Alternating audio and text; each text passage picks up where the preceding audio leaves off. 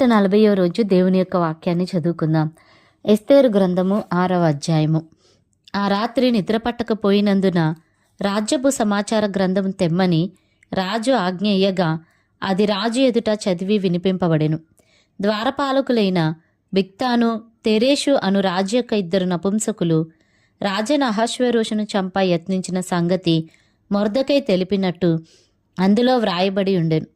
రాజు ఆ సంగతి విని ఇందు నిమిత్తము మొర్దెకైకి బహుమతి ఏదైననో ఘనత ఏదైననో చేయబడెనా అని అడుగగా రాజు సేవకులు అతనికేమీ చేయబడలేదని ప్రత్యుత్తరమిచ్చిరి. అప్పుడు ఆవరణంలో ఎవరో ఉన్నారని రాజు చెప్పెను. అప్పటికి హామాను తాను చేయించిన ఉరికొయ్య మీద మొర్దెకైను ఉరితీయింప సెలవిమ్మని రాజుతో మనవి చేయుటకై రాజనగరి యొక్క ఆవరణంలోనికి వచ్చియుండెను. రాజు సేవకులు, ఏలినవాడా, చిత్తగించుము, హామాను ఆవరణంలో నిలబడి ఉన్నాడని రాజుతో చెప్పగా రాజు అతని రానీయుడని సెలవిచ్చినందున హామాను లోపలికి వచ్చెను. రాజు ఘనపరచనపేక్షించువానికి ఏమి చేయవలనని రాజు అతన్ని అడుగగా హామాను నన్నుగాక మరి ఎవరిని రాజు ఘనపరచనపేక్షించునని తనలో తాననుకొని రాజుతో ఇట్లనెను. రాజు ఘనపరచనపేక్షించువానికి చేయదగినదేమనగా రాజు ధరించుకొను రాజవస్త్రములను, రాజు యొక్క గుర్రమును, రాజు తన తల మీద ఉంచుకొను రాజు కిరీటమును ఒకడు తీసుకుని రాగా ఘనులైన రాజు యొక్క అధిపతులలో ఒకడు ఆ వస్త్రములను ఆ గుర్రమును పట్టుకొని రాజు ఘనపరచనపేక్షించువానికి ఆ వస్త్రములను ధరింపజేసి ఆ గుర్రము మీద అతనిని ఎక్కించి రాజవీధిలో అతని నడిపించుచు రాజు ఘనపరచనపేక్షించువానికి ఈ ప్రకారంగా చేయదగునని అతని ముందర చాటింపవలెను. అందుకు రాజు, నీవు చెప్పిన ప్రకారమే శీఘ్రముగా ఆ వస్త్రములను ఆ గుర్రములను తీసుకొని రాజగుమ్మం నద్ద కూర్చునియున్న యూదుడైన మొర్దెకైకి అలాగుననే చేయుము. నీవు చెప్పిన దానిలో ఒకటియు విడువక అంతయు చేయుమని హామానునకు ఆజ్ఞ ఇచ్చెను. ఆ ప్రకారమే హామాను ఆ వస్త్రములను ఆ గుర్రమును తీసుకొని మొర్దెకైకి ఆ వస్త్రములను ధరింపజేసి ఆ గుర్రము మీద అతన్ని ఎక్కించి రాజవీధిలో అతన్ని నడిపించుచు రాజు ఘనపరచనపేక్షించు వానికి ఈ ప్రకారము చేయతగునని అతని ముందర చాటించెను. తరువాత మొర్దెకై రాజుగుమ్మం నద్దకు వచ్చెను. అయితే హామాను తల కప్పుకొని దుఃఖించుచు తన ఇంటికి త్వరగా వెళ్ళిపోయెను. హామాను తనకు సంభవించినదంతయు తన భార్య అయిన జెరెషునకును తన స్నేహితులకందరికిని తెలుపగా అతని యొద్దనున్న జ్ఞానులను అతని భార్య అయిన జెరెషును, ఎవని చేత నీకు అధికార నష్టము కలుగుచున్నదో ఆ మొర్దెకై యూదుల వంశపు వాడైన ఎడల అతని మీద నీకు జయము కలుగదు, అతని చేత అవశ్యముగా చెడిపోదువని అతనితో అనిరి. వారు ఇంకా మాట్లాడుచుండగా రాజు యొక్క నపుంసకులు వచ్చి ఎస్తేరు చేయించిన విందునకు రమ్మని హామానును త్వరపెట్టిరి. ఎస్తేరు గ్రంథము 7వ అధ్యాయము.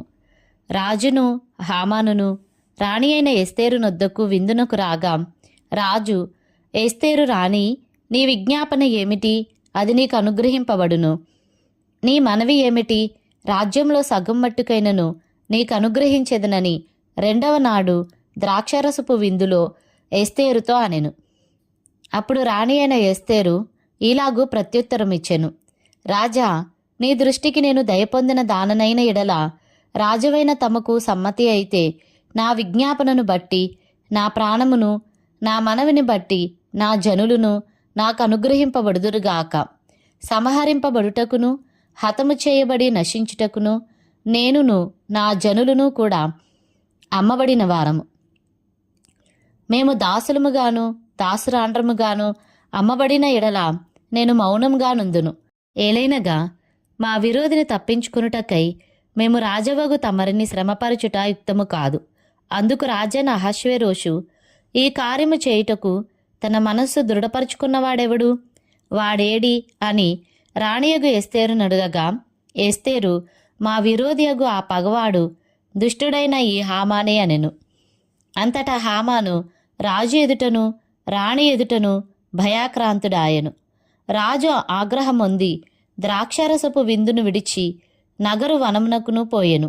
అయితే రాజు తనకు ఏదో హాని చేయనుద్దేశించెనని హామాను తెలుసుకొని రాణి అయిన ఎస్తేరు ఎదుట తన ప్రాణము కొరకు విన్నపము చేయుటకై నిలిచెను.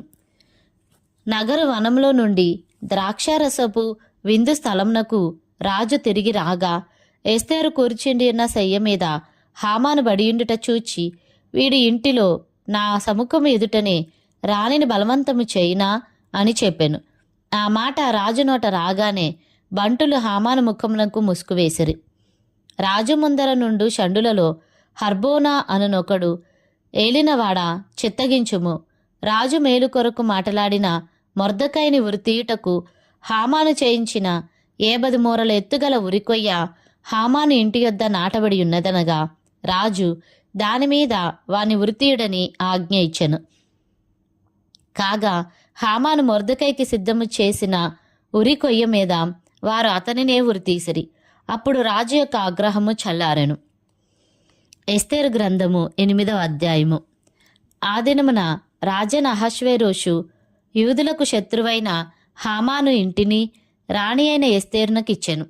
ఎస్తేరు మొర్దెకై తనకు ఏమి కావాలనో రాజునకు తెలియజేసిన మీదట అతడు రాజు సన్నిధికి రాగా రాజు హామాను చేతిలో నుండి తీసుకొనిన తన ఉంగరమును మొర్దెకైకి ఇచ్చెను. ఎస్తేరు మొర్దెకైని హామాను ఇంటి మీద అధికారిగా ఉంచెను. మరియు ఎస్తేరు రాజు ఎదుట మనవి చేసుకొని అతని పాదముల మీద పడి అగాగీయుడైన హామాను చేసిన కీడును, అతడు యూదులకు విరోధంగా తలంచిన యోచనను వ్యర్థపరచుడని కన్నీళ్లతో అతని వేడుకొనగా రాజు బంగారు దండమును ఎస్తేరు తట్టు చాపెను. ఎస్తేరు లేచి రాజు ఎదుట నిలిచి, రాజైన తమకు సమ్మతి అయిన ఎడలను తమ దృష్టికి నేను దయపొందిన దాననై రాజువైన తమ ఎదుట ఈ సంగతి యుక్తముగా తోచిన ఎడలను తమ దృష్టికి నేను ఇంపైన దాననైన ఎడలను రాజవైన తమ సకల సంస్థానములలో నుండు యూదులను నాశనము చేయవలనని హమ్మెదాత కుమారుడైన అగాగీయుడగు హామాను వ్రాయించిన తాకీదుల చొప్పున జరుగుకుండునట్లు వాటిని రద్దు చేయుటకు ఆజ్ఞేయుడి. నా జనుల మీదికి రాబోవు కీడును, నా వంశం యొక్క నాశనమును చూచి నేను ఎలాగు సహింపగలనని మనవి చేయగా రాజైన అహష్వేరోషు రాణి అయిన ఎస్తేరునకును యూదుడైన మొర్దెకైకిని ఈలాగు సెలవిచ్చెను. హామాను ఇంటిని ఎస్తేరునకు ఇచ్చియున్నాను. అతడు యూదులను హతము చేయుటకు ప్రయత్నించినందున అతడు ఉరికొయ్య మీద ఉరితీయబడెను. అయితే రాజు పేరట వ్రాయబడి రాజు ఉంగరముతో ముద్రింపబడిన తాకీదును ఏ మానవుడునూ మార్చజాలడు. కాగా మీకిష్టమైనట్లు మీరు రాజునైన నా పేరట యూదుల పక్షమున తాకీదు వ్రాయించి రాజు ఉంగరముతో దాని ముద్రించుడి. సీవాను అను 3వ నెలలో 23వ దినమందు రాజు యొక్క వ్రాతగాండ్రు పిలువబడిరి. మొర్దెకై ఆజ్ఞాపించిన ప్రకారం అంతయు యూదులకును హిందూ దేశము మొదలుకొని కూషు దేశము వరకు వ్యాపించిన 127 సంస్థానములలోనున్న అధిపతులకును అధికారులకును ఆయా సంస్థానములకును దాని వ్రాతను బట్టియు దాని భాషను బట్టియు తాకీదులు వ్రాయబడెను. రాజైన అహష్వేరోషు పేరట తాకీదులు మొర్దెకై వ్రాయించి రాజు ఉంగరముతో ముద్రించి గుర్రముల మీద అనగా రాజనగరు పనికి పెంచబడిన బీజాశ్వల మీద అంచెగాండ్ర నెక్కించి ఆ తాకీదులను వారి చేత పంపెను. రాజైన అహష్వేరోషు యొక్క సంస్థానములన్నిటిలో ఒక్క దినమందే అనగా అదారు అను 12వ నెల 13వ దినమందే ప్రతి పట్టణం నందుండు యూదులు కూడుకొని తమ ప్రాణములు కాపాడుకొనుటకు ఆయా ప్రదేశములలో నుండి తమకు విరోధులకు జనుల సైనికులనందరినీ శిశువులను స్త్రీలను కూడా సంహరించి హతము చేసి నిర్మూలపరిచి వారి వస్తువులను కొల్లపెట్టుటకు రాజు యూదులకు సెలవిచ్చినని దాని యందు వ్రాయబడెను. మరియు ఈ తాకీతుకు ప్రతులు వ్రాయించి ఆయా సంస్థానములలోని జనులకందరికీ పంపించవలననియు యూదులు తమ శత్రువుల మీద పగ తీర్చుకొనుటకు ఒకనొక దినమందు సిద్ధముగా ఉండవలననియు ఆజ్ఞ ఇయ్యబడెను. రాజనగరు పనికి పెంచబడిన బీజాశ్వముల మీద నెక్కిన అంచెగాండ్రు రాజు మాట వలన ప్రేరేపింపబడి అతివేగముగా బయలుదేరిరి. ఆ తాకీదు షూషను కోటలో ఇయ్యబడెను. అప్పుడు మొర్దెకై ఊదావర్ణమును తెలుపు వర్ణమును గల రాజవస్త్రమును, బంగారపు పెద్ద కిరీటమును, అవిసనారతో చేయబడిన ధూమ్రవర్ణము గల వస్త్రములను ధరించుకొనిన వాడై రాజు సముఖం నుండి బయలుదేరెను. అందునిమిత్తము షూషను పట్టణము ఆనందించి సంతోషమొందెను. మరియు యూదులకు క్షేమమును, ఆనందమును, సంతుష్టియు, ఘనతయు కలిగెను. రాజు చేసిన తీర్మానమును, అతని చట్టమును వచ్చిన ప్రతి సంస్థానమందును, ప్రతి పట్టణమందును యూదులకు ఆనందమును, సంతోషమును కలిగెను. అది శుభదినమనే విందు చేసుకొనిరి.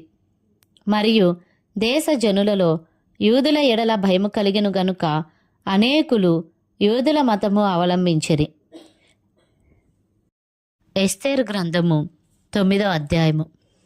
రాజు చేసిన తీర్మానమును, చట్టమును నెరవేరు కాలము వచ్చినప్పుడు అదారు అను 12వ నెల 13వ దినమున యూదులను జయింపగలుగుదుమని వారి పగవారు నిశ్చయించుకొనిన దినముననే యూదులు తమ పగవారి మీద అధికారం నొందినట్లు ఆగుపడెను. యూదులు రాజైన అహష్వేరోషు యొక్క సంస్థానములన్నిటిలో నుండు పట్టణముల యందు తమకు కీడు చేయవలనని చూచిన వారిని హతము చేయుటకు కూడుకొనిరి. వారిని గూర్చి సకల జనులకు భయము కలిగినందున ఎవరునూ వారి ముందర నిలవలేకపోయిరి.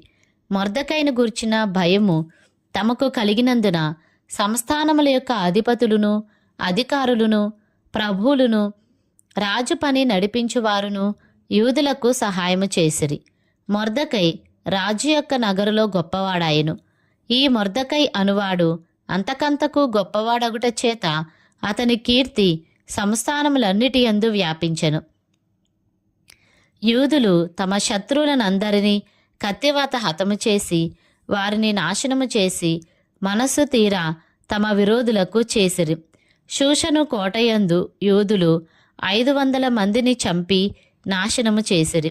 హమ్మెదాత కుమారుడై యూదులకు శత్రువగు హామాను యొక్క 10 మంది కుమారులైన పర్షందాత, దల్పోను, అస్పాత, పోరాత, అదల్య, అరీదాత, పర్మష్త, అరీసై, అరీదై, వైజాత అను వారిని చంపిరి.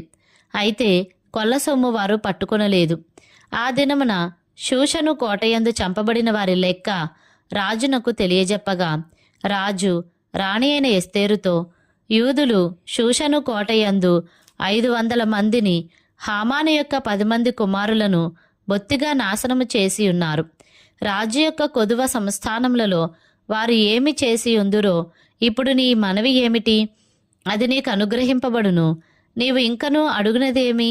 అది దయచేయబడునని సెలవీయగా ఎస్తేరు రాజువైన తమకు సమ్మతమైన ఎడల ఈ దినము జరిగిన చొప్పున షూషను నందున్న యూదులు రేపును చేయునట్లుగాను, హామాను యొక్క 10 మంది కుమారులు ఉరికొయ్య మీద ఉరితీయింపబడినట్లుగాను సెలవీయుడనెను. అలాగు చేయవచ్చునని రాజు సెలవిచ్చెను. షూషనులో ఆజ్ఞ ప్రకటింపబడెను. హామాను యొక్క 10 మంది కుమారులు ఉరితీయింపబడిరి. షూషను నందున్న యూదులు అదారు మాసమున 14వ దినమందు కూడుకొని షూషను నందు 300 మందిని చంపివేసిరి. అయితే వారు కొల్ల సొమ్ము పట్టుకొనలేదు.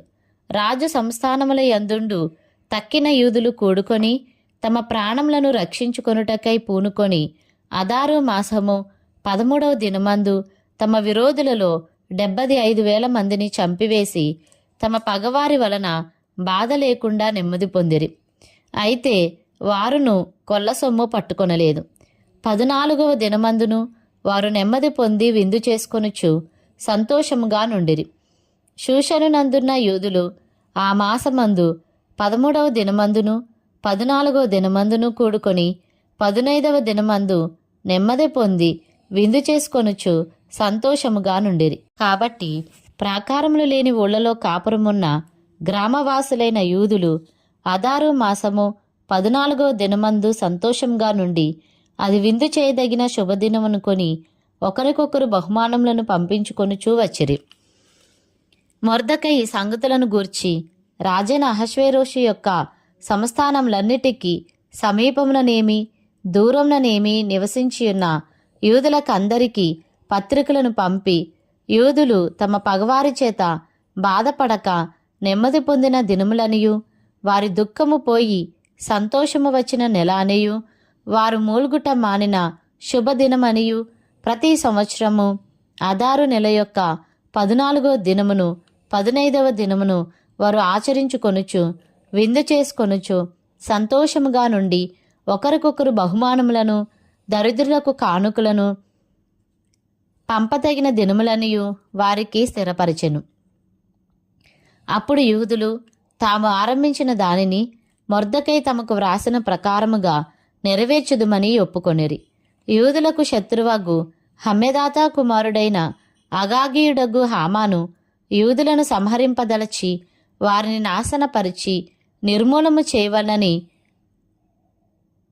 పూరు అనగా చీటీ వేయించి ఉండగా, ఎస్తేరు రాజు ఎదుటకు వచ్చిన తరువాత రాజు అతడు యూదులకు విరోధముగా తలపెట్టిన చెడు యోచన తన తల మీదికే వచ్చినట్లుగా చేసి, వాడును వాని కుమారులను ఉరికొయ్య మీద ఉరితీయబడినట్లుగా ఆజ్ఞ వ్రాయించి ఇచ్చెను. కావున ఆ దినములు పూరు అను పేరును బట్టి పూరీము అనబడెను. ఈ ఆజ్ఞలో వ్రాయబడిన మాటలన్నిటిని బట్టియు, ఈ సంగతిని బట్టియు, తాము చూచిన దానిని అంతటిని బట్టియు, తమ మీదికి వచ్చిన దానిని బట్టియు, యూదులు ఈ 2 దినములను గురించి వ్రాయబడిన ప్రకారముగా ప్రతి సంవత్సరము వాటి నియామక కాలమును బట్టి వాటిని ఆచరించదమనియు, ఈ దినములు తరతరముగా ప్రతి కుటుంబంలోనూ, ప్రతి సంస్థానములోనూ, ప్రతి పట్టణములోనూ జ్ఞాపకము చేయబడినట్లుగా ఆచరించదమనియు, పూరీము అను ఈ దినములను యూదులు ఆచరింపకయు, తమ సంతతి వారు వాటిని జ్ఞాపకం ఉంచుకొనకయు మానకుండునట్లు నిర్ణయించుకొని, ఆ సంగతిని మరచిపోకుండునట్లు తమ మీదను, తమ సంతతి వారి మీదను, తమతో కలుసుకొనిన వారి మీదను ఇది ఒక బాధ్యతగా ఉండునని ఒప్పుకొనిరి. అప్పుడు పూరీమును గూర్చి వ్రాయబడిన ఈ 2వ ఆజ్ఞను దృఢపరచుటకు అబీహాయిలు కుమార్తెయును రాణియునైన ఎస్తేరును యూదుడైన మొర్దెకయును ఖండితముగా వ్రాయించిరి. మరియు యూదుడైన మొర్దెకయును రాణి అయిన ఎస్తేరును యూదులకు నిర్ణయించిన దానిని బట్టి వారు ఉపవాస విలాప కాలములు ఏర్పరచుకొని, అది తమ మీదను తమ వంశపు వారి మీదను ఒక బాధ్యత అని ఎంచుకొని వాటిని జరిగించదమని ఒప్పుకొనిన ప్రకారముగా ఈ పూరీము అను పండుగ దినములను స్థిరపరచుటకు అతడు అహష్వేరోషు యొక్క రాజ్యమందుండు 127 సంస్థానములలోనున్న యూదులకందరికీ వారి క్షేమము కోరునట్టియు విశ్వాసార్థములగునట్టియు మాటలు గల పత్రికలు పంపెను. ఈలాగున ఎస్తేరు యొక్క ఆజ్ఞచేత ఈ పూరీము యొక్క సంగతులు స్థిరమై గ్రంథంలో వ్రాయబడెను. ఎస్తేరు గ్రంథము 10వ అధ్యాయము. రాజైన అహష్వేరోషు రాజ్యమును సముద్ర ద్వీపములను పన్ను చెల్లింప నిర్ణయించెను. మొర్దెకై యొక్క బలమును గూర్చియు అతడు సామర్థ్యము చేత చేసిన కార్యములన్నిటిని గూర్చియు, రాజు అతనిని ఘనపరిచిన సంగతిని గూర్చియు మాదీయుల యొక్కయు పారసీకుల యొక్కయు రాజ్య సమాచార గ్రంథమందు వ్రాయబడి ఉన్నది. యూదుడైన మొర్దెకై రాజైన అహష్వేరోషునకు ప్రధానమంత్రిగా నుండి తన వారందరితో సమాధానముగా మాట్లాడుచు తన జనుల యొక్క క్షేమమును విచారించువాడును, యూదులలో గొప్పవాడునై తన దేశస్థులలో చాలామందికి ఇష్టుడుగా ఉండెను.